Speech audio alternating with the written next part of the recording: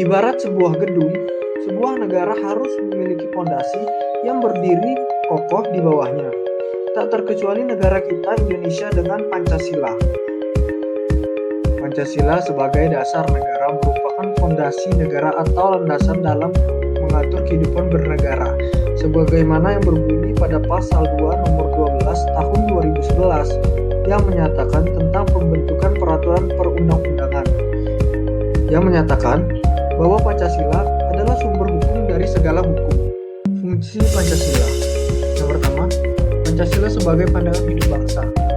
Dianggap sebagai pandangan hidup bangsa, Pancasila berfungsi sebagai acuan, baik menatap kehidupan pribadi maupun dalam interaksi antar manusia dalam masyarakat dan alam.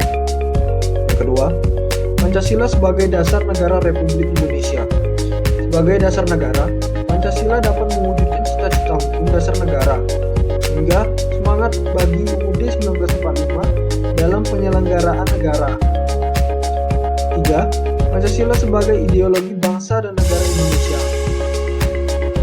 Diibaratkan sebagai kumpulan gagasan, ide, keyakinan, kepercayaan yang menyangkut bidang politik, sosial, kebudayaan, hingga keagamaan.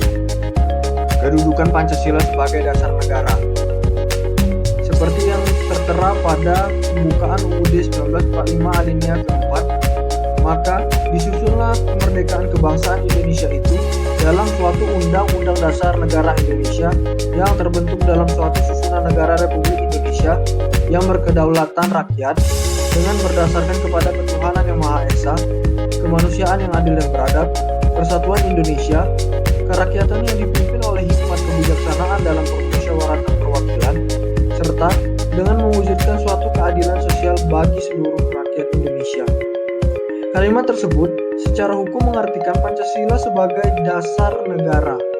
Terlebih, dalam sejarah tim Badan Penyelidik Usaha-Usaha Persiapan Kemerdekaan Indonesia atau BPUPKI disebutkan bahwa dasar negara Indonesia adalah Pancasila.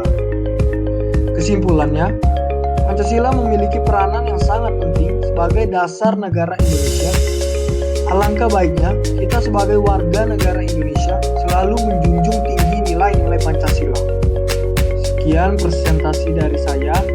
Apabila banyak kekurangan saya mohon maaf. Pada Allah saya memohon ampun. Terima kasih. Wassalamualaikum warahmatullahi wabarakatuh.